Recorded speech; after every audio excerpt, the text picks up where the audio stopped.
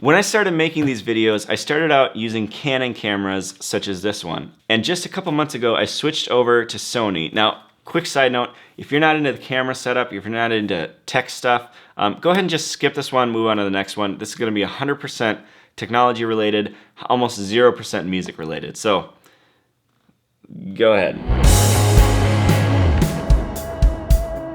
Okay, so if you're still with me, right now I'm shooting on the Sony a6500. And there's some aspects of this camera that I absolutely love. I love the image quality of it. I love how sharp it can be. The fact that it shoots in 4K, which is something my last cameras didn't do. But there are also some aspects of it that just frustrated me and made it so hard to come down and make a video every week. You see, to me, workflow is very important. I make these videos every week, and if I have to stop and work with my technology and kind of fight against it, it takes me out of the flow and it requires me to really be thinking about the gear rather than the content. So I made a change.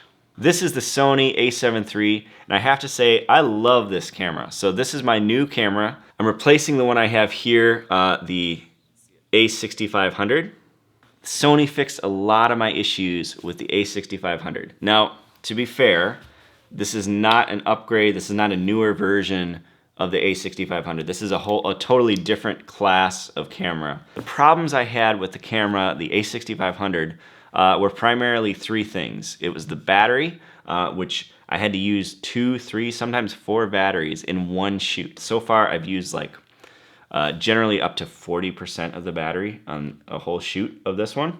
And it was the focus. I had so many issues where it was just struggling to focus on this camera. Now, it should work pretty well in this setup. I'm lit really well. The background is dark, but there might be times where it's not in focus, and this camera just doesn't deal with that as much.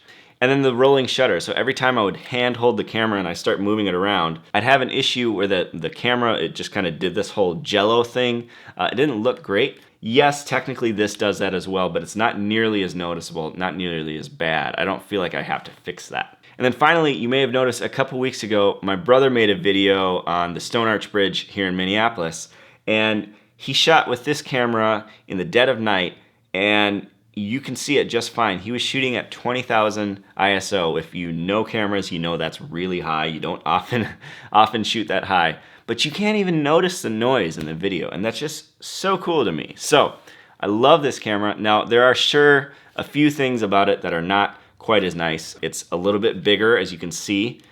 This is, by the way, an external monitor. It doesn't come with it. It doesn't have a flip screen. It's still Sony. Come on. I mean, come on.